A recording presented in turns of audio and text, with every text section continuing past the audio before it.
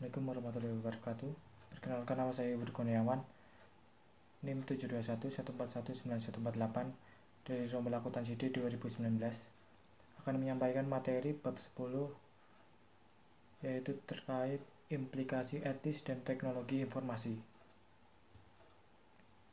Yang pertama ada moral, etika, dan hukum. Moral adalah tradisi kepercayaan mengenai perilaku yang benar dan yang salah. Moral adalah institusi sosial dengan sejarah dan seperangkat aturan. Etika adalah sekumpulan kepercayaan, standar, atau teladan yang mengarahkan merasuk ke dalam seseorang atau masyarakat. Hukum adalah peraturan perilaku formal yang ditetapkan oleh otoritas yang berwenang, seperti pemerintah, terhadap subjek atau warga negaranya. Selanjutnya ada budaya etika. Budaya etika adalah suatu kondisi di mana tindakan dan perkataan para manajer perusahaan, terutama manajer tingkat tinggi, harus sesuai dengan etika yang berlaku.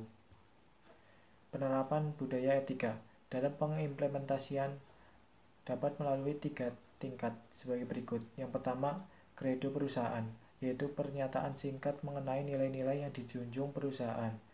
Yang kedua, program etika, yaitu upaya yang terdiri atas berbagai aktivitas yang didesain untuk memberikan petunjuk kepada para karyawan untuk menjalankan kredo perusahaan. Yang ketiga, kode perusahaan, yaitu banyaknya perusahaan merancang sendiri kode etik perusahaan mereka. Alasan dibalik ke etika komputer. James H. Moore mendefinisikan etika komputer sebagai analisis sifat dan dampak sosial teknologi komputer, serta perumusan dan justifikasi dari kebijakan-kebijakan yang terkait untuk penggunaan teknologi tersebut secara etis. James H. Moore mengidentifikasikan ada 3 alasan pentingnya etika komputer sebagai berikut. Yang pertama, kelenturan secara logis. Kelenturan secara logis dapat diartikan sebagai kemampuan untuk memprogram komputer untuk melakukan hampir apa saja yang ingin kita lakukan. Yang kedua, faktor transformasi. Alasan atas etika komputer yang ini didasarkan pada fakta bahwa komputer dapat mengubah cara kita mengerjakan sesuatu dengan drastis. Yang ketiga, faktor ketidaktampakan. Alasan ketiga adalah masyarakat memandang komputer sebagai kotak hitam, di mana seluruh operasi internal komputer tersebut tersembunyi dari penglihatan. Selanjutnya, hak sosial dan komputer. Terdapat hak sosial dasar masyarakat terkait informasi. Yang pertama, hak privasi. Yang kedua, hak untuk mendapatkan keakuratan. Yang ketiga, hak kepemilikan. Yang keempat, hak mendapatkan akses. Audit informasi. Saat menyusun etika penggunaan komputer, satu kelompok dapat memegang peranan yang sangat penting. Mereka adalah para auditor internal. Perusahaan dengan semua ukuran mengandalkan auditor eksternal dari luar organisasi untuk memverifikasi keakuratan catatan akuntansi. Perusahaan-perusahaan yang lebih besar memiliki staf tersendiri yang berfungsi sebagai auditor internal, yang melaksanakan analisis yang sama seperti auditor eksternal, namun memiliki tanggung jawab yang lebih luas. Pentingnya objektivitas. Hal unik yang ditawarkan oleh auditor internal adalah objektivitas. Mereka beroperasi secara independen terhadap unit-unit bisnis perusahaan dan tidak memiliki hubungan dengan individu atau kelompok lain di dalam perusahaan. Agar para auditor dapat menjaga objektivitasnya, mereka harus menyatakan bahwa mereka tidak menginginkan tanggung jawab operasional sistem yang mereka bantu kembangkan. Mereka hanya bekerja dengan kapasitas sebagai penasihat. Jenis aktivitas audit. Terdapat 4 jenis aktivitas audit. Yang pertama, audit finansial, yaitu memverifikasi catatan-catatan perusahaan dan merupakan jenis aktivitas yang dilakukan auditor eksternal.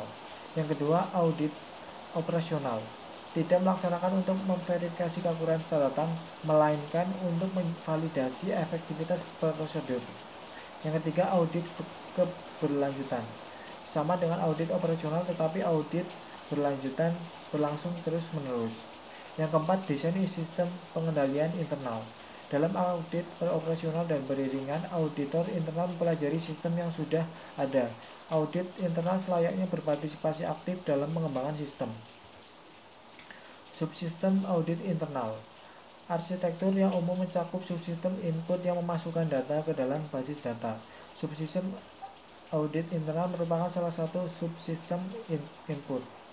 Melibatkan auditor internal dalam tim perancangan sistem merupakan suatu langkah yang baik untuk mendapatkan sistem informasi yang terkendali dengan baik. Dan sistem tersebut merupakan langkah yang baik untuk memberikan yang mereka perlukan kepada manajemen informasi guna mencapai dan mengelola operasional bisnis yang beretika. Menerapkan etika dalam teknologi informasi. Bantuan dalam bentuk kode etik dan program edukasi etika yang dapat memberikan fondasi untuk budaya tersebut.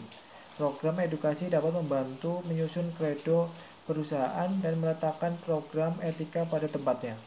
Kode etik dapat digunakan seperti apa adanya atau disesuaikan dengan perusahaan tersebut. Pendidikan etika komputer. Program edukasi formal dalam etika komputer tersedia dari beragam sumber sebagai berikut. Yang pertama, mata kuliah di perguruan tinggi. Yang kedua, program profesional. Yang ketiga, program edukasi swasta. Terima kasih. Wassalamualaikum warahmatullahi wabarakatuh.